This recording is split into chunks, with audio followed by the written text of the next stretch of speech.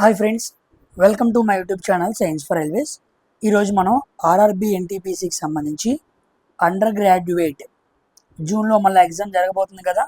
So జూన్లో జరగబోయే ఎగ్జామ్లో ఎటువంటి క్వశ్చన్స్ రావడానికి అవకాశం ఉంది అనేవి మనకి మే 7, 8, 9 తారీఖులో జరిగిన క్వశ్చన్స్ని ఎక్స్ప్లెయిన్ చేసుకుంటూ వస్తున్నాం కదా. సో అందులో భాగంగా ఈరోజు మనం మాట్లాడుకునబోయేది పార్ట్ 3 అనమాట. నేను పార్ట్ 1, పార్ట్ 2 వీడియోస్ ఎక్స్ప్లెయిన్ చేశాను. సో ఏ సెక్షన్స్ నుంచి క్వశ్చన్స్ ఎలా వస్తున్నాయి వాటిని లోతుగా ఇన్డెప్త్గా మనం అనాలిసిస్ చేసుకుంటూ వెళ్తున్నాం. సో ఈరోజు వీడియోలో కూడా కొన్ని క్వశ్చన్స్ని ఇలాగే ఇన్డెప్త్గా మనం అనాలిసిస్ చేసుకుంటూ వెళ్దాం. ఓకేనా? ఇక్కడ మీకు ఎక్కడి నుంచి అడిగాడో తెలిసిద్ది, ఎలా అనాలిసిస్ చేసుకోవాలో కూడా తెలిసిద్ది. ఈ 2 విషయాలు మీరు నేర్చుకొని ఈ విధంగా ఎన్టీపీసీకి ప్రిపేర్ అవ్వండి. ఇది మీకు CBT 2కి కూడా బాగా ఉపయోగపడుతుంది అనమాట. సో ఇక ఆలోచన చేయకుండా మనం వీడియోలోనికి వెళ్దాం. ప్రతి క్వశ్చన్ని ఇన్ డీటెయిల్గా అనాలిసిస్ చేసుకుంటూ వెళ్దాం. ఓకేనా? So let's get into our video. First question, what is the full form of RAM in computer terminology అన్నాడు. ఓకేనా? ఇది మే 7, 8 అండ్ 9 ఈ 3 తారీఖులో జరిగిన క్వశ్చన్స్ అనమాట. ఓకేనా? అండర్ గ్రాడ్యుయేట్ మళ్ళీ మనకి ఎప్పటి నుంచి ఉంది? జూన్ 13 నుంచి 21 వరకు ఉన్నాయి కాబట్టి వాటిలో ఇవి లేకపోతే ఈ ప్రకారంగా అడిగే అవకాశం ఉండేది కాబట్టి జాగ్రత్తగా చూడండి. So full form of RAM అన్నాడు. సో RAM అంటే ఏంటి? రీడ్ యాక్సెస్ మెమరీ కాదు. ఏంటి ఆన్సరు? ర్యాండమ్ యాక్సెస్ మెమరీ అనమాట. ఓకేనా? Random access memory. దీని గురించి మనకు కొన్ని విషయాలు తెలియాల్సి వస్తే ఏం తెలియాలి అంటే, సామాన్యంగా ర్యాండమ్ యాక్సెస్ మెమరీ అంటే అది వోలటైల్ మెమరీ అనమాట. వోలటైల్ మెమరీ అంటే అర్థమైంది అంటే data is lost when the power is of. ఎప్పుడైతే పవర్ ఆఫ్ అయిపోతుందో అప్పుడు ఆ మెమరీలో ఉన్న డేటా ఏమైపోయింది? పోయిద్ది అనమాట. కాబట్టి వోలటైల్ అంటారు. దీంట్లో 2 రకాలు ఉంటాయి. స్టాటిక్ ర్యామ్ ఉండిద్ది, డైనమిక్ ర్యామ్ ఉండిద్ది. స్టాటిక్ ర్యాము డైనమిక్ ర్యామ్ కన్నా ఎక్కువగా వాడుతూ ఉంటారు. ఎందుకు అలా వాడుతూ ఉంటారు? కారణాలు ఏంటి అంటే, ఇది క్యాష్ మెమొరీగా వాడచ్చు. మనం క్యాష్ మెమొరీగా వాడచ్చు. దీని ఫాస్ట్ చాలా ఎక్కువ ఉండిద్ది. ఇది చాలా ఎక్స్పెన్సివ్ అనమాట. చాలా కాస్ట్ ఎక్కువ. Requires no refreshing. దీనికి అంత బాగా రిఫ్రెషింగ్ చేయాల్సిన పని కూడా లేదన్నమాట. ఈ కారణాలు ఉండటం వల్ల స్టాటిక్ ర్యామ్ అనే దాన్ని ఎక్కువగా వాడుతూ ఉంటారు. మరి డైనమిక్ ర్యామ్ని మెయిన్ మెమొరీగా వాడుతూ ఉంటారు.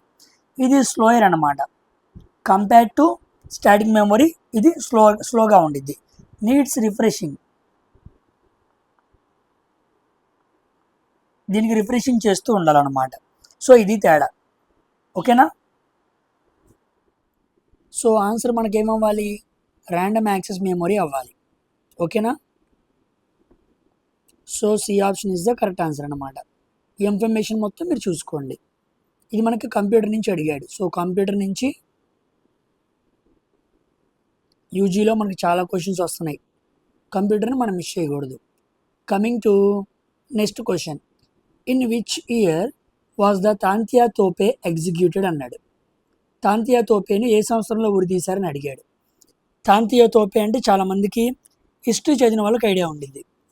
ఓకేనా? తాంతియా తోపే ఏ సంవత్సరంలో ఆయన్ని ఇలాగా ఉరితీశారు అని అడిగాడు. ఓకేనా?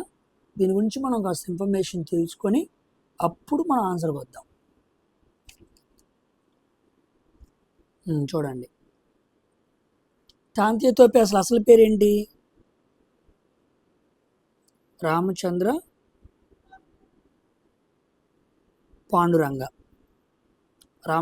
పాండురంగ తోపే, తాంతియా తోపే అంటారు. ఓకేనా? ఈయన ఝాన్సీ లక్ష్మీబాయికి గ్వాలియర్ ఆక్రమించుకోవడానికి వచ్చినప్పుడు ఝాన్సీ లక్ష్మీబాయికి చాలా హెల్ప్ చేస్తాడనమాట ఈయన. ఓకేనా? ఈయన ఫేమస్ ఎందుకంటే గెరిల్లా యుద్ధంలో మంచి ఆరితేరిన వ్యక్తి అనమాట. ఈయనకి ఇంకో నిక్ నేమ్ కూడా ఉంది, టైగర్ ఆఫ్ మహారాష్ట్ర అంటారు. ఓకేనా. సో జనరల్ మీడే అనే సమక్షంలో ఈ వ్యక్తిని ఉరి తీయడం జరిగిందనమాట. ఓకేనా. సిపాయిల తిరుగుబాటు జరిగిన 2వ సంవత్సరం అనమాట. సో 1859లో ఈయన ఉరి తీయడం జరిగింది. ఎక్కడ అంటే శివపురి ఎక్కడుంది అంటే మధ్యప్రదేశ్లో ఉందన్నమాట. ఆ ప్రాంతంలో ఈయన్ని ఉరి తీశాడు. ఓకేనా, గుర్తుపెట్టుకోండి. మనకి 1857 తిరుగుబాటు జరుగుతున్నప్పుడు 1857 సిపాయిల తిరుగుబాటు జరుగుతున్నప్పుడు కాన్పూర్ ప్రాంతం నుంచి రెబెలియన్ చేస్తుంది, అంటే పోరాటం చేస్తున్న వ్యక్తి ఎవరంటే నానాసాహెబ్ అనమాట. నానాసాహెబ్. ఓకేనా. అడాప్టెడ్ సన్ ఆఫ్ బాజీరావు 2 అనమాట. దత్తపుత్రుడని మాట్లాడతాం మనం. Adopted son of Bajirao 2.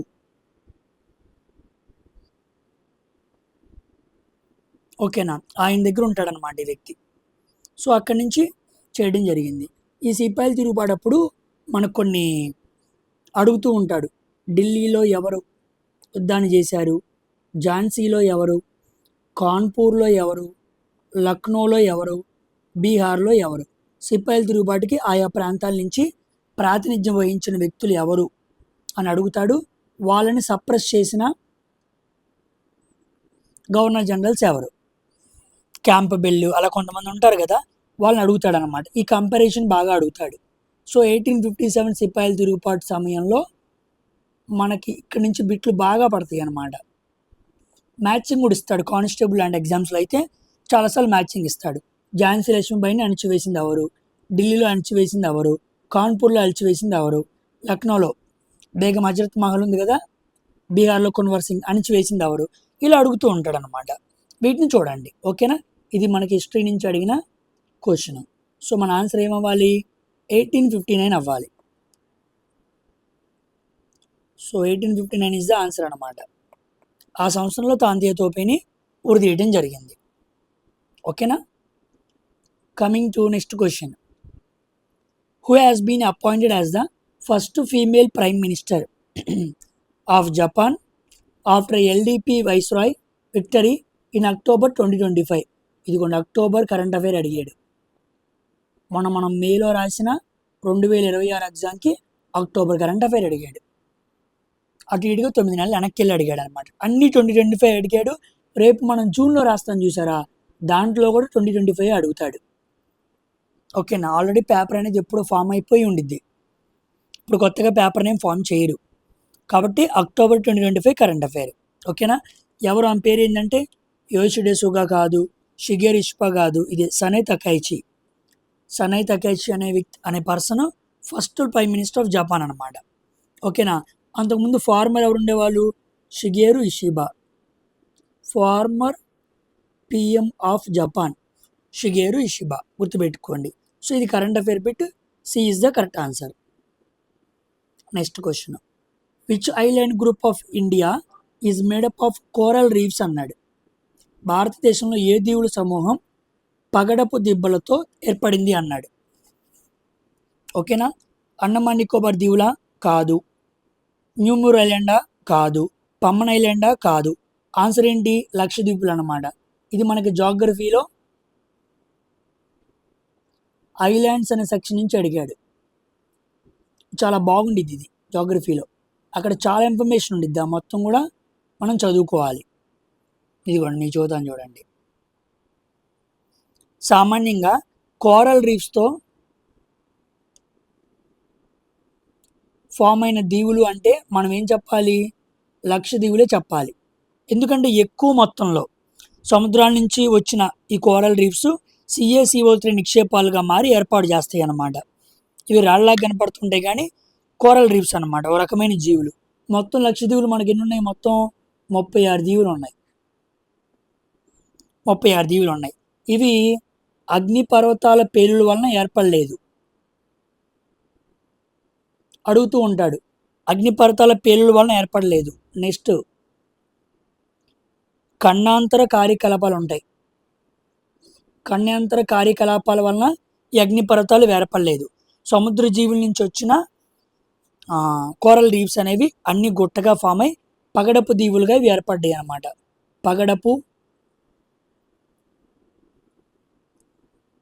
పగడపు దీవులు అంటారు వీటిని. ఇంగ్లీష్లో అయితే కోరల్ రీఫ్స్ అంటారు. పగడపు దీవులు ఎక్కువగా పూర్తిగా పగడపు దీవులు పూర్తిగా ఉన్న దీవులు ఏంటి అంటే లక్షద్వీపులు అన్నమాట. ఓకేనా. అండమాన్ నికోబార్ దీవులో కూడా ఇదిగోండి గల్ఫ్ ఆఫ్ మన్నార్ మెరైన్, అదేవిధంగా అండమాన్ నికోబార్ దీవులు, వీటిలో కూడా పగడపు దీవులు ఉన్నాయి. అంటే కోరల్ రీఫ్స్తో ఫామ్ అయినాయి, కానీ పూర్తిగా కోరల్ రీఫ్స్ మాత్రమే ఉండి తయారైన ఫామ్ అయిన దీవులు ఏంటి అంటే మన లక్షద్వీపులు పెట్టాలి. ఓకేనా. వెరీ వెరీ ఇంపార్టెంట్, గుర్తుపెట్టుకోండి, ఎగ్జామ్లో అడుగుతూ ఉంటాడు. Next Pamban island. పమ్మన్ ఐలాండ్ని మనం ఇంకో పేరు ఏం పిలుస్తుంటాం, రామేశ్వరం ఐలాండ్ అని కూడా పిలుస్తూ ఉంటాం. Next New Moore island. New Moore island ఇండియాకి బంగ్లాదేశ్కి మధ్య ఉండిద్ది అనమాట. ఓకేనా. చాలా బాగుండిద్ది లక్షద్వీపులు. లక్షద్వీపులు మా ఫ్రెండ్స్ అందరితో కలిసి మేము ఒకసారి ట్రిప్కి వెళ్ళాం అనమాట. ఓకేనా. క్రూయిజ్ షిప్ ఉండిద్ది. కేరళలో తెలిసిన ఫ్రెండ్ ఉన్నాడు, ఆ వ్యక్తిని పట్టుకొని క్రూయిజ్ షిప్కి వెళ్ళాం. మేము మినికాల్ ఐలాండ్, కలిపేని ఐలాండ్ అద్భుతంగా ఉండిద్ది. పడవే, 5 రోజులు పడవలో మంచిగా ఎంజాయ్ చేసి వస్తాం అనమాట. ఉద్యోగం వస్తే ఒక 20,000 పెట్టుకుంటే చక్కగా మీరు వెళ్ళి రావచ్చు. చాలా బాగుండిద్ది. మనం ఏమైతే మాట్లాడుకున్నామో అవన్నీ చూడవచ్చు. కోరల్ రీఫ్స్ ఎలాగుంటాయి, స్కూబా డైవింగ్ అన్నీ బాగుంటాయి అన్నమాట. ఓకేనా, గుర్తుపెట్టుకోండి. Coming to next question. Batla solar park, one of the world largest solar parks is located అన్నాడు. ఇది మనకి స్టాటిక్ అన్నమాట, స్టాటిక్ జీకే టాపిక్. నేషనల్ పార్కులు అడిగేవాడు, ఇప్పుడు ఈ మధ్య ఈ సోలార్ పార్కులు ఇవి అడుగుతున్నాడు అనమాట. ఓకేనా. బాడ్లా అనేది largest solar park in India. ఇది 2245 మెగావాట్స్, 2245 మెగావాట్స్ కరెంట్ వరకు ప్రొడ్యూస్ చేసిద్ది అనమాట. ఓకేనా. Very very important. ఇది ఎక్కడుందంటే రాజస్థాన్లో ఉంది. Bhadla the largest solar park in India. ఓకేనా. ఇవి కాకుండా మన భారతదేశంలో చాలా సోలార్ పార్క్స్ ఉన్నాయి. అవి ముందు రోజుల్లో ఎగ్జామ్స్లో అడగచ్చు. అవి ఏంటో చూడండి ఒకసారి. సోలార్ పార్క్స్లో ఫస్ట్ది ఒకదాని పేరు బాడ్లా, ఇంకో దాని పేరు పవగడ,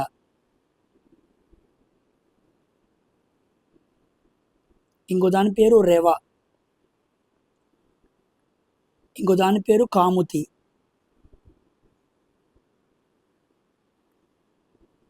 ఇంకో దాని పేరు మాండసూర్. ఈ పేరు మీరు వినే ఉంటారు. ఇంకో దాని పేరు చర్నక. మనకి న్యూక్లియర్ పవర్ ప్లాంట్స్ ఎలాగుంటాయో తారాపూరు, కుడంకులం అలా మనం కొన్ని చదువుకుంటాం కదా.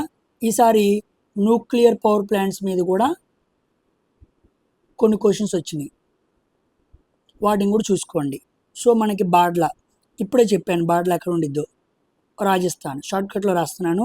పవగడ కర్ణాటక, కేఆర్కే అంటే కర్ణాటక, రేవా అంటే మధ్యప్రదేశ్, కాముతి అంటే తమిళనాడు టిఎన్, మానసూర్ అంటే మధ్యప్రదేశ్, ఇక గుజరాత్.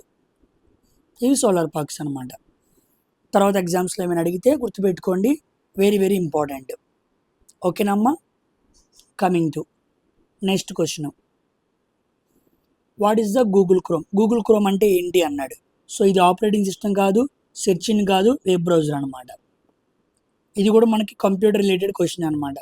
కంప్యూటర్ నుంచి క్వశ్చన్స్ బాగా అడుగుతున్నాడు, చూస్తూ ఉండాలి. వెబ్ బ్రౌజర్ అనమాట. మరి ఇదేంటి? గూగుల్ అనేది మాత్రమే సెర్చ్ ఇంజిన్, వెబ్ బ్రౌజర్ అనేది గూగుల్ క్రోమ్ అనమాట. Mozilla Firefox, UC browser, Opera ఇలా చాలా ఉంటాయి అన్నమాట. కమింగ్ టు ఇదిగోండి, పాలిటీ రిలేటెడ్గా క్వశ్చన్ అడిగారు. చాలామంది పిల్లలు సార్ కాస్త వేరే వాళ్ళు పెట్టినవి కూడా తెలుగులోకి మార్చండి అంటున్నారు, కాబట్టి తెలుగులో కూడా తీసుకొచ్చాను. మీరు కింద చదువుకుంటారని తెలుగులో కూడా పెట్టాను. ఓకేనా. రెండు చదివితే టైం సరిపోదు కాబట్టి నేను ఇంగ్లీష్లో చదివి ఎక్స్ప్లెయిన్ చేస్తున్నాను, తెలుగులో కూడా మీరు చూసుకోండి. ఓకేనమ్మా. Under which article of Indian constitution it is mention that articles 20, 21 cannot be suspended even during a national emergency declared under article 352. 352 article కింద జాతీయ అత్యవసర పరిస్థితి సమయంలో కూడా 20, 21 ఆర్టికల్ని సస్పెండ్ చేయలేము అని చెప్పే ఆర్టికల్ ఏంటి అన్నాడు. ఓకేనా, జాగ్రత్తగా చూడండి.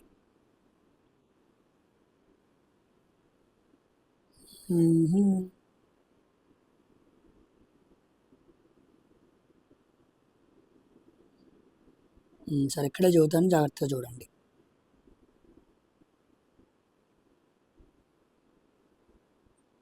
సామాన్యంగా మనకి 352 నుంచి 360 ఆర్టికల్స్ ఏ భాగంలో ఉంటాయి? పార్ట్ 18th 18వ భాగంలో ఉంటాయి. ఇక్కడ మనకేముంటాయి? అత్యవసర పరిస్థితులు ఉంటాయి.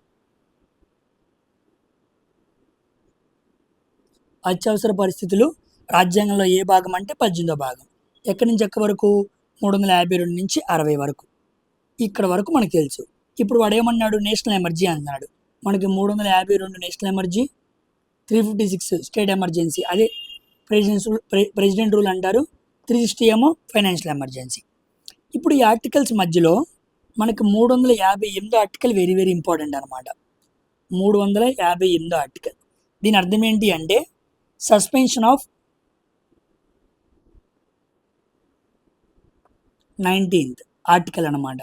358 ఆర్టికల్ ఏం చెబుతుందంటే అత్యవసరమైన సమయాల్లో స్వేచ్ఛ హక్కు రద్దు అవుతుంది.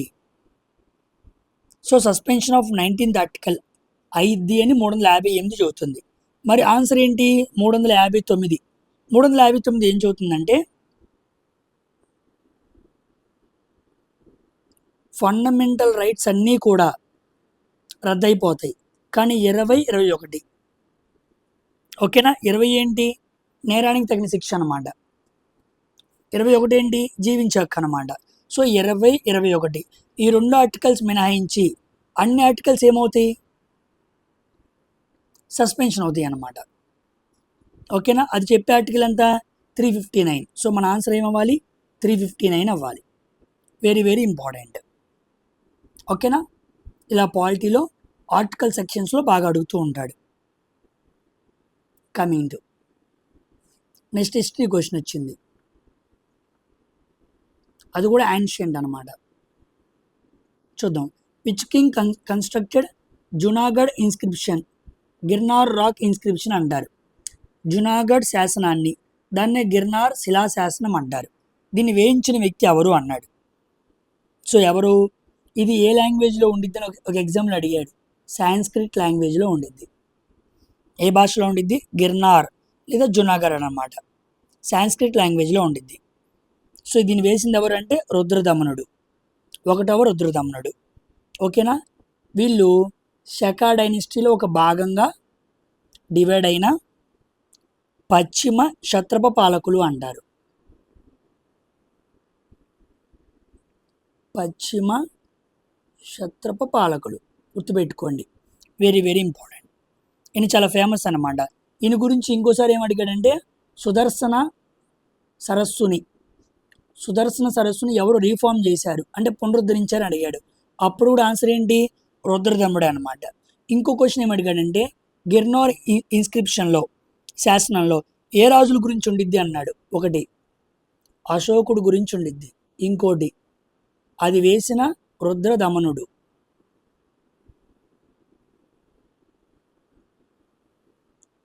ఇంకో వ్యక్తి సముద్రగుప్తుడు అనమాట. ఈ 3 రాజుల గురించి ఆ ఇన్స్క్రిప్షన్లో ఉండిద్ది. సో ఏ లాంగ్వేజ్ అని అడిగాడు, ఆయన ఏ వంశం అని అడిగాడు, ఏ వంశం భాగం అని అడిగాడు, ఏ రాజులు ఉంటాయని అడిగాడు, సుదర్శన తటాకం ఇది సరస్సుని ఎవరు పునరుద్ధరించారని కూడా అడిగాడు. ఇవి చూడండి. ఓకేనా.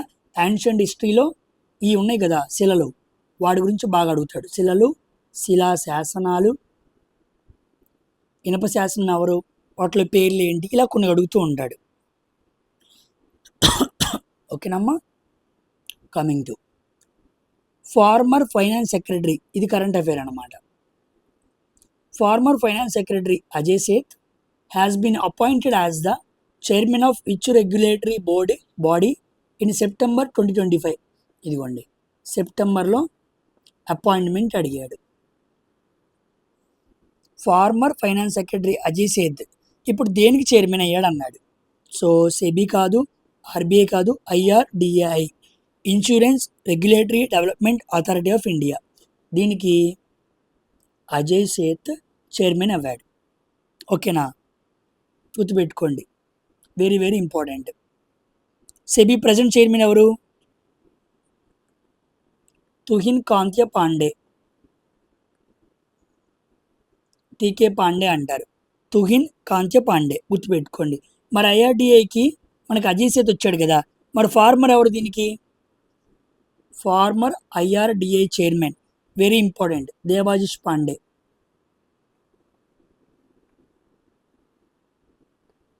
దేవాశిష్ పాండే అనమాట. ఇన్ ఫార్మర్, ప్రజెంట్ ఏమో అజయ్ సేత్. ఓకేనా. సెబీ ప్రజెంట్ చైర్మన్ అంటే Tuhin Kanta Pandey, very very important. RBI మీకు మనం చెప్పాను మొన్న, సంజయ్ మల్హోత్రా అని చెప్పి 26వ చైర్మన్. ఆ నలుగురు డిప్యూటీ గవర్నర్స్ పేర్లు కూడా చెప్పాను. ఏప్రిల్లో ఒక నియామకం, మేలో ఒక నియామకం జరిగిందని కూడా క్లియర్గా ఎక్స్ప్లెయిన్ చేసుకుంటూ వచ్చాను. ఓకేనా. కమింగ్ టు చూడండి, ఇది కూడా కరెంట్ అఫైర్ పెట్టాను అనమాట. ఒక్క నిమిషం.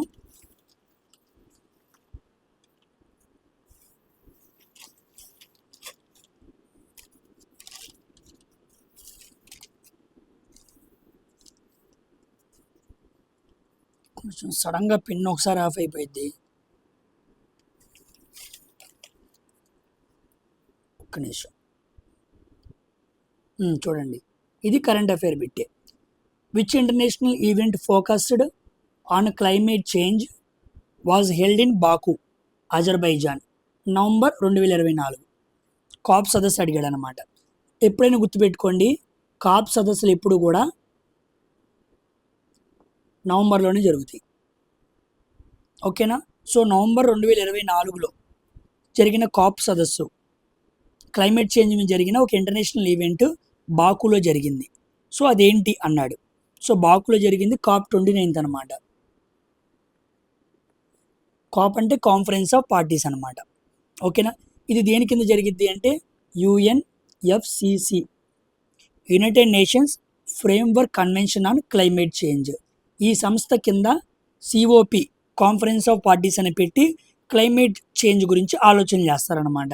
సో ఇది ఎప్పుడు వచ్చిందంటే 1992 కన్వెన్షన్ టైంలో ఇలా మనం ఒక ఆర్గనైజేషన్ ఏర్పాటు చేసుకొని ఇలా కొన్ని మీటింగ్స్ పెట్టుకుంటూ సంవత్సరం పొడుగునా ఆ సంవత్సరంలో మనం చేయాల్సిన క్లైమేట్ చేంజ్ గురించి ఆలోచన చేద్దామని తీసుకొచ్చారు. Very very important. Next COP 30, ఇది 2025 అనమాట. ఓకేనా. ఇది ఎక్కడ జరిగిద్ది అంటే COP 30 అనేది వెరీ వెరీ ఇంపార్టెంట్, బ్రెజిల్. ఓకేనా. నెక్స్ట్ COP 31 అంటే 2026 సంవత్సరం అనమాట. ఇది టర్కీలో జరుగుతుంది. సో 29 ఏమో బాకు, 30 ఏమో బ్రెజిల్, COP 31 ఏమో 2026. ఓకేనా. Very very important. సమ్మిట్స్ అనమాట. సమ్మిట్స్ ఎక్కడెక్కడ జరుగుతాయి అని అడుగుతూ ఉంటాడు. ఇంకా నయం, థీముల్లోకి వాటికి వెళ్లకుండా ప్లెయిన్గానే అడిగాడు. ఇంకా లోపలికి వెళ్ళి అడిగే అవకాశం కూడా ఉండిద్ది. ఈ ఎన్విరాన్మెంట్ సంబంధించి మనం బాగా చదవాలి. ఎన్విరాన్మెంట్ అనే సెక్షను ఇప్పుడు చాలా చాలా ఇంపార్టెంట్. కాస్త ఎన్విరాన్మెంట్ ప్రకారంగా చాలా విషయాలు తీసుకొస్తున్నారు కాబట్టి ఎన్విరాన్మెంట్ మీద ఎక్కువ ఫోకస్ ఉండిద్ది. ఓకేనా. So coming to next question చూడండి. The Nari Shakti Vandan Abhiyan women's reservation bill passed by both houses of parliament in 2023 in which constitutional amendment అని అడిగాడు. సో ఈ క్వశ్చన్ మనకి పాలిటీ నుంచి అడిగాడు. సెక్షన్ ఏమో అమెండ్మెంట్స్ అనమాట. అమెండ్మెంట్స్ నుంచి క్వశ్చన్ కంపల్సరీగా వచ్చిందని మాట్లాడుకున్నాం. సో మనం మాట్లాడుకున్నాం కదా, లోక్సభలో అదేవిధంగా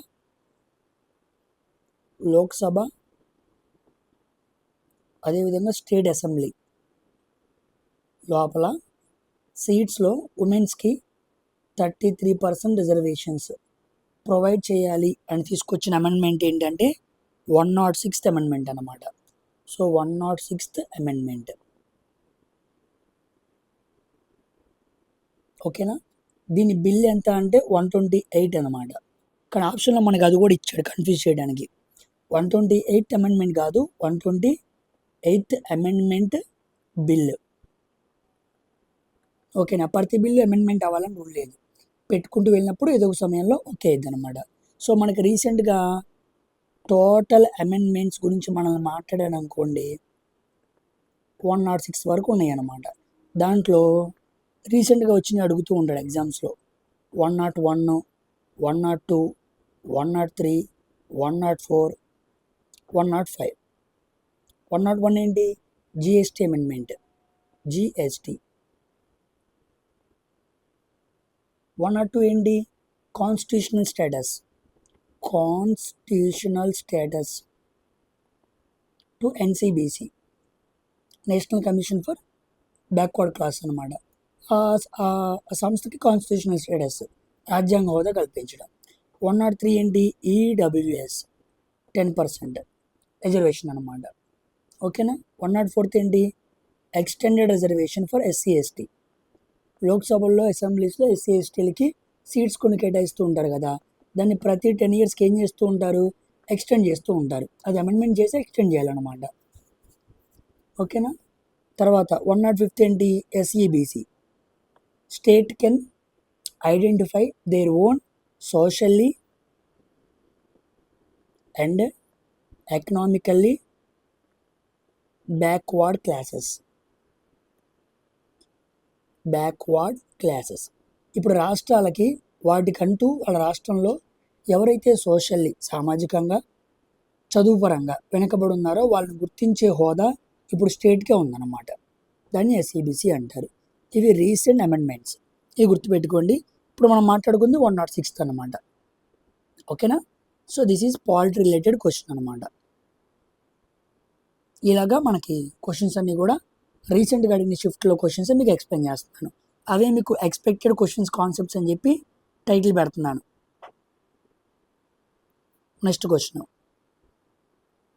calculate the force acting on object with a mass m 10 kg and acceleration 5 newtons. So force equal to mass into acceleration 10 × 5 ఎంత వచ్చింది? 50, 15 newtons. సో మీరు ఎన్టీపీసీ లాంటి ఎగ్జామ్స్లో సైన్స్ గురించి ఇబ్బంది పడాల్సిన పనేమీ లేదు. క్వశ్చన్స్ మోడరేట్గానే ఉంటాయి. ఇంకా చెప్పాలంటే గ్రూప్ డికి, ఆర్పిఎఫ్కి, జేఈకి వీటికి హై లెవెల్లో ఉండిద్ది అనమాట. ఏఎల్పి వీటికి కాస్త హై లెవెల్లో ఉండిద్ది.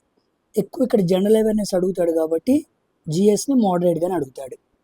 ఇప్పటివరకు వస్తున్న సైన్స్ క్వశ్చన్స్ అన్నీ మనకి మోడరేట్గానే ఉంటున్నాయి. ఓకేనా. నెక్స్ట్ క్వశ్చన్,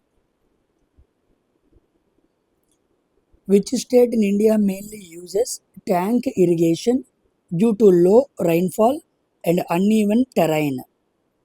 తక్కువ వర్షపాతం మరియు అసమాన భూభాగం కారణంగా భారతదేశంలోని ఏ రాష్ట్రం ప్రధానంగా చెరువుల ద్వారా నీటిపారుదలని ఉపయోగిస్తుందన్నాడు. చెరువుల ద్వారా దాన్ని ట్యాంక్ ఇరిగేషన్ అంటాడు. ఓకేనా. సామాన్యంగా ఈ ట్యాంక్ ఇరిగేషన్ అనేది ఎక్కువగా మనకి ఎక్కడ కనపడుద్ది అంటే సౌత్ అన్నమాట. సదరన్ పెనిన్సులార్ ప్లాటూ, దక్షిణ ద్వీపకల్ప పీఠభూమిలో ట్యాంక్ ఇరిగేషన్ ఎక్కువగా వాడుతూ ఉంటారు. ఓకేనా. అంటే చెరువుల ద్వారా నీటిపారుదల అనమాట. దీంట్లో ముఖ్యంగా ఉండే రాష్ట్రాలు ఆంధ్రప్రదేశ్, కర్ణాటక, కేరళ, తమిళనాడు, తెలంగాణ. దీంట్లో కూడా మరి ముఖ్యంగా mainly states AP and Tamil Nadu. So ఈ రెండు రాష్ట్రాల్లో ఎక్కువగా మనం చెరువుల ద్వారా నీటిపారుదల జరిపిస్తూ ఉంటాం. కారణం ఇదిగోండి, లో రైన్ఫాల్. సరిగ్గా రైన్ఫాల్ ఉండదు కాబట్టి రైన్ పడినప్పుడు ఆ పడిన నీటిని మనం చెరువుల్లో స్టోర్ చేసుకుంటాం. ఓకేనా. నెక్స్ట్ అన్ఈవెన్ టెరైన్ అనమాట, అంటే భూభాగాలన్నీ అసమానంగా ఉంటాయి అన్నమాట. ఓకేనా. దాంతో ఇది లోయర్ కాస్ట్ అనమాట, చాలా ఖర్చు తక్కువ దీనికి మోటార్తో పోల్చుకుంటే. ఓకేనా. సో ఆన్సర్ పంజాబ్ కాదు, అస్సాం కాదు, బీహార్ కాదు, ఏపీ అండ్ తమిళనాడు. ఆప్షన్స్లో తమిళనాడు ఉంది కదా, సో ఆన్సర్ తమిళనాడు అనమాట. ఓకేనా. గుర్తుపెట్టుకోండి. ఈ ఇరిగేషన్ అనే టాపిక్ మీద జాగ్రఫీలో మంచి క్వశ్చన్స్ అడుగుతాడు. ఇది మనకి జాగ్రఫీ కింద వస్తుందన్నమాట. ఓకేనా. లాస్ట్ టైం అయితే ఎక్కువగా భారతదేశంలో ఇరిగేషన్ వేటి ద్వారా జరుగుద్ది అన్నాడు. ఫస్ట్ది వెల్స్ అనమాట, బావులు. దీంట్లో 55% మనం బావులనే వాడతాం. తర్వాత కెనాల్స్, కాలువలు, వీటిని మనం 32% వాడతాం.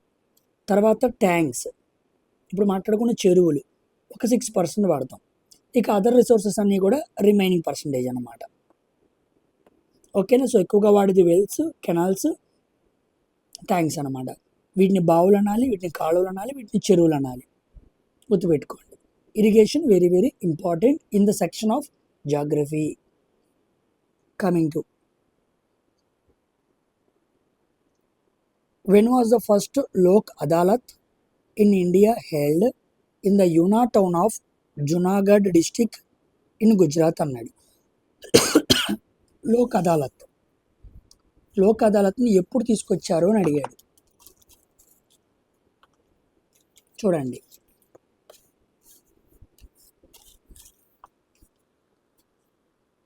సో 1982, ఎస్, 14th March 1982న లోక్ అదాలత్ని తీసుకొచ్చారనమాట. దీన్ని తీసుకొచ్చినప్పుడు ఏ యాక్ట్ కింద తీసుకొచ్చారంటే established under legal services act 1987 ఆ చట్టం కింద తీసుకొచ్చారనమాట. అంటే స్టార్టింగ్ లోక్ అదాలత్ వచ్చింది, కానీ దాన్ని ఒక స్టాచ్యుటరీ బాడీగా, చట్టబద్ధమైన సంస్థగా మార్చింది ఎప్పుడంటే ఈ చట్టం ప్రకారం చేశారనమాట. స్టాచ్యుటరీ బాడీ అంటే ఏమంటారు దీన్ని? చట్టబద్ధ సంస్థ అనమాట, చట్టబద్ధమైన సంస్థ. ఓకేనా. ఇది ఎవరి కంట్రోల్ ఉంటుంది అంటే NALSA, national authority legal service of అని ఉండిద్ది అనమాట. దాని కింద రన్ అయిద్ది అనమాట ఇది. ఓకేనా. అంటే ప్రభుత్వ అధికారులపై వస్తున్న అవినీతి ఆరోపణలు ఉంటాయి కదా, వాటిని వివరించడానికి లోక్పాల్, లోకాయుక్త ఎలా ఉంటాయో చాలా కేసులు కొన్నాళ్ళ నుంచి అలాగే మిగిలిపోతాయి. ఆ కేసులన్నీ కూడా కోర్టులకు వెళ్ళి సాల్వ్ అవ్వాలంటే కష్టం. అందుకే దానికి లోక్ అదాలత్ అని కూడా పెట్టి కోర్టుకు వెళ్ళనీయకుండానే అటువంటి కేసులన్నీ కూడా సాల్వ్ చేస్తున్నారు. ఈ లోక్ అదాలత్లో కానీ ఒకవేళ కేసు మనం గెలిచామంటే మనం కోర్టులో కట్టిన ఫీజు కూడా రిటర్న్ ఇచ్చేస్తారనమాట. ఇది లోక్ అదాలత్. ఇది కాకుండా ఇంకో పేరు ఉండిద్ది, లోకాయుక్త, ఇంకోటేమో లోక్పాల్. లోకాయుక్త, లోక్పాల్ అంటారు. లోక్పాల్ అనేది ఏమో మనకి కేంద్రంలో ఉండిద్ది అనమాట, లోకాయుక్త అనేది మనకి రాష్ట్రంలో ఉండిద్ది అనమాట. మరి ఈ రెండు ఏంటి అంటే చెప్పాను కదా, ప్రభుత్వ అధికారులపై వస్తున్న అవినీతి ఆరోపణల్ని విచారించడానికి కేంద్రంలో లోక్పాలు, రాష్ట్రంలో లోకాయుక్త, ఈ రెండు వచ్చినాయి అన్నమాట. ఇవి చట్టబద్ధమైన అంబుడ్స్మెన్ అన్నమాట, అంబుడ్స్మెన్ సంస్థలు. వెరీ వెరీ ఇంపార్టెంట్ అనమాట.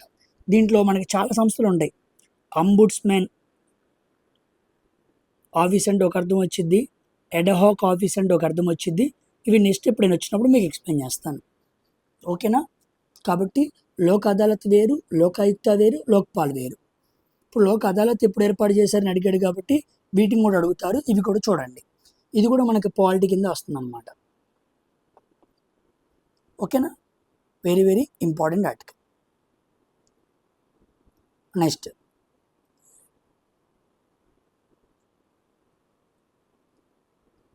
when the work done is to be negative, work negative అంట.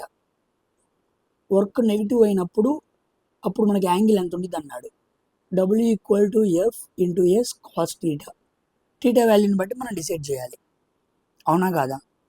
ఇప్పుడు మనకి వర్క్ నెగిటివ్ అవ్వాలి, అప్పుడు మనం ఎలా ఫిట్ చేయాలని చూశాడు. చూడండి, 0 degrees నుంచి థీటా వాల్యూ లెస్ దాన్ 0 degreesకి ఈక్వల్ 0 to 90 మధ్య ఉంటే ఇది పాజిటివ్ వర్క్ అనమాట. 0 to 90 మధ్య ఉంటుంది, 0 కూడా అవ్వచ్చు, అప్పుడు పాజిటివ్ వర్క్ అంటారు. అదే థీటా ఈక్వల్ టు 90 degrees ఉందనుకోండి, అప్పుడు మనం దాన్ని ఎలా పిలవాలి?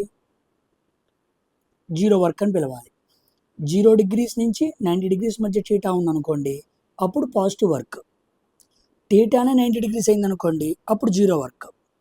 థీటా ఈక్వల్ టు 0 degrees అయిందనుకోండి, అప్పుడు మ్యాక్సిమం వర్క్. ఓకేనా. మరి 90 డిగ్రీస్కి 180 డిగ్రీస్కి మధ్య ఉందనుకోండి, అది నెగిటివ్ వర్క్ అనమాట. ఇలా చాలా డిఫరెంట్గా ఫ్రేమ్ చేశాడు ఈ యాంగిల్స్ని. సో ఇది మన ఆన్సర్ అవ్వాలి. ఓకేనా. 0 డిగ్రీస్ అంటే మ్యాక్సిమం వర్క్, 90 డిగ్రీస్ అంటే జీరో వర్క్, θ లెస్ దెన్ 90 అంటే పాజిటివ్ వర్క్. వాడు అడిగింది నెగిటివ్ వర్క్ కాబట్టి ఆన్సర్ 90కి 180కి మధ్యలో ఉండాలి, 180 కూడా అవ్వచ్చు. ఇది అర్థం అనమాట. ఇక్కడ ఏమీ లేదు, ఇది చూడండి, ఇక్కడ మాత్రమే ఇలా ఉంది కాబట్టి ఇది 180 అవ్వచ్చు, 180 కన్నా తక్కువ ఉండొచ్చు. ఇక్కడ కూడా చూడండి, నేను రాసిన చోట ఇక్కడ ఉంది, ఇక్కడ లేదు. 0 అవ్వచ్చు, 90 లోపు ఉండొచ్చు అని అర్థం అనమాట. ఓకేనా. ఈ కండిషన్స్ చాలా ఇంపార్టెంట్. ఇలా అడిగినప్పుడు మనం కన్ఫ్యూజ్ అవుతూ ఉంటాం, జాగ్రత్తగా పెట్టాలి. ఓకేనా. ఇది మనకి ఫోర్స్ నుంచి అడిగిన కాన్సెప్ట్ అనమాట, వర్క్ పవర్ ఎనర్జీ థియరం నుంచి. The amount of glucose sugar in the blood is mainly controlled by అన్నాడు. సామాన్యంగా మన బాడీలో ఉండే గ్లూకోజ్ మొత్తాన్ని కంట్రోల్ చేసేది ఏది? లివరా? కాదు. స్టమక్కా? కాదు. స్మాల్ ఇంటెస్టైనా? కాదు. సో ఆన్సర్ ఏంటి? ఇన్సులిన్ అన్నమాట. ఓకేనా. ఎందుకంటే మనకి ప్యాంక్రియాస్ అనే మిక్స్డ్ గ్లాండ్ ఉంది. మిక్స్డ్ గ్లాండ్ అంటే ఇది మనకి హార్మోన్స్ని రిలీజ్ చేస్తుంది, అట్ ద సేమ్ టైం ఎంజైమ్స్ని కూడా రిలీజ్ చేస్తుంది. ఈ హార్మోన్స్లో ఒకటి ఇన్సులిన్, ఇంకోటేమో గ్లూకగాన్. ఈ రెండు చాలా ఇంపార్టెంట్. మన బాడీలో బ్లడ్ లోపల ఉన్న షుగర్ లెవెల్స్ని కంట్రోల్ చేసేది ఇన్సులిన్, గ్లూకగాన్. ఈరోజు మోస్ట్ ఆఫ్ ది పీపుల్కి ఉన్న రోగం, చాలామందికి తెలియదు ఏంటంటే ఇన్సులిన్ రెసిస్టెన్స్ అన్నమాట. చాలామందికి ఉన్న ప్రాబ్లం ఇదే. ఇన్సులిన్ రెసిస్టెన్స్ ఉండడం వల్ల పీసీఓడి ప్రాబ్లమ్స్ వస్తున్నాయి, థైరాయిడ్ ప్రాబ్లమ్స్ వస్తున్నాయి, బెల్లీ ఫ్యాట్ ప్రాబ్లమ్స్ వస్తున్నాయి, యూరినేషన్ ప్రాబ్లమ్స్ వస్తున్నాయి. ఇలా చాలా కారణాలు ఉంటాయి అన్నమాట. ఇన్సులిన్ రెసిస్టెన్స్ ఎక్కువ కార్బ్స్ తీసుకోవడం వల్ల అది గ్లూకోజ్గా మారిపోయి మన బ్లడ్లో స్టోర్ అయిపోతుంది. కాబట్టి దాన్ని మొత్తాన్ని కంట్రోల్ చేసేది ఎవరంటే ఇన్సులిన్. ఓకేనా. ఇన్సులిన్ ఏమైనా రెసిస్టెన్స్ వచ్చినప్పుడు మాత్రం బాడీ దెబ్బతినిద్ది. Next, which technique was used to make bronze dancing doll figurine in the Indus Valley civilization అన్నాడు. సింధులోయ నాగరికతలో కాంస్య నాట్యగత్తె విగ్రహాన్ని తయారు చేయడానికి ఏ సాంకేతికతను ఉపయోగించారు అన్నాడు. ఓకేనా. ఏ సాంకేతికని అంటే ఏ మెథడ్ని వాడారు అన్నాడు. సామాన్యంగా బ్రాంజ్ డాన్సింగ్ గాల్, ఇది మనకు ఎక్కడ దొరికిద్ది? బ్రాంజ్ డాన్సింగ్ గాల్ మనకు దొరికింది మొహెంజోదారో అనే ప్రాంతంలో దొరికింది అనమాట. ఆ ప్రాంతాన్ని కనుక్కుంది ఎవరు? ఆర్డి బెనర్జీ అనే వ్యక్తి మొహెంజోదారో అనే ప్రాంతాన్ని కనుక్కున్నాడు. ఇక్కడ ఏమున్నాయి? డ్యాన్స్ చేసే, ఇప్పుడు చెప్పాం కదా, అమ్మాయి కాంస్య విగ్రహం ఉంది, నెక్స్ట్ మాతృదేవత టెర్రకోట బొమ్మ ఉంది, 3 స్తూపాకార ముద్రలు ఉన్నాయి. ఇలా చాలా దొరుకుతాయి అన్నమాట. ఇక్కడ మనకి ఏమేమి ఫైండ్ అవుట్ అయ్యాయి అనేది మనం చూసుకోవాలి. మొహెంజోదారోలో దొరికినవి ఏంటి? ఓకేనా. ముఖ్యంగా ఎక్కువసార్లు ఎగ్జామ్ అడిగింది పశుపతి ముద్రలు అన్నమాట. వాళ్ళు పూజించే దేవుడు పశుపతి ముద్రలు. ఓకేనా. మాతృదేవత టెర్రకోట బొమ్మలు, 3 స్తూపాకార ముద్రలు, ఇలాంటివి అక్కడ బాగా మనకు దొరికాయి అన్నమాట. అయితే వీళ్ళు స్టియటైట్ అనే ఒక ఇస్క్రాయిని వాడతారు. దీన్ని స్టాండ్ స్టోన్ అని కూడా పిలుస్తూ ఉంటారు. దాంతో పోత పోస్తారనమాట.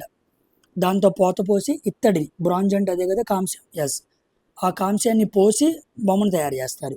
సో ఆ పోత పోయటాన్ని ఏమంటారంటే లాస్ట్ వ్యాక్స్ కాస్టింగ్ అంటారు. ఓకేనా. దాన్ని సిరే పెడ్యూ అని పిలవచ్చు, లేదా లాస్ట్ వ్యాక్స్ టెక్నిక్ అంటారు. ఈ లాస్ట్ వ్యాక్స్ టెక్నిక్లో ఏం చేస్తారంటే, అంటే చాలా కష్టంగా, సంక్లిష్టంగా, హార్డ్గా, డిఫికల్టీగా ఉన్న డిజైన్స్ ఎక్కడైతే ఉంటాయో ఆ డిజైన్స్ని పోత పోయాలి అంటే చాలా కష్టం. అప్పుడు ఈ మైనన్ లాంటి దాన్ని ఒక ఏమంటారు, అచ్చు ముద్ద తయారు చేస్తారు. ఇప్పుడు వేడివేడిగా ఉన్న బ్రాంజ్ దాంట్లో పోయంగానే ఆ ఆకృతి వచ్చిన తర్వాత ఆ మైనం కరిగిపోయింది. అలా సంక్లిష్టమైన కొన్ని బొమ్మల్ని ఇక్కడ ఇలా తయారు చేస్తారు. ఇది చాలా ఫేమస్ అన్నమాట. వాళ్ళు వాడటానికి ఆ అచ్చుముద్రకు వాడేది శాండ్ స్టోను, పైన ఆ మైనపు పూత పోస్తారు, వేడి చేసిన కాంస్యాన్ని పోస్తారు. ఇదనమాట వాళ్ళు చేసేది. ఓకేనా. ఇక్కడ మనకి సిటీస్ ఏమున్నాయి, సిటీస్లో మనకి ఏం లభ్యమయ్యాయి, ఫైండ్ అవుట్స్ అనమాట, మనకి ఏం దొరికాయి, వీటిని బాగా అడుగుతూ ఉంటారు, ఎవరు కనుక్కున్నారు ఏంటని. ఒకసారి రివిజన్ చేయండి. ఇప్పుడు నేను చెబుతున్న ఎన్ని క్వశ్చన్స్ అయితే మీకు వస్తాయో సుమారుగా ఒక 20 క్వశ్చన్స్ వరకు వస్తాయి. ఇవన్నీ కూడా మీరు ప్రాక్టీస్ చేయాలి. ఈ 20 క్వశ్చన్స్ వచ్చిన కాన్సెప్ట్స్ మీరు రివిజన్ చేయాలి. ఎందుకంటే ఇవి రీసెంట్గా మే 7, 8, 9 తారీఖులో అడిగాడు.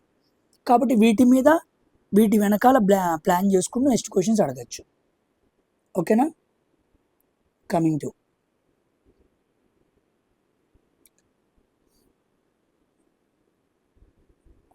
What is the primary function of task manager in the Windows 11 అన్నాడు.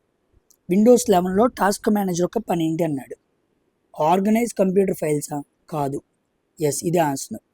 Monitor and managing.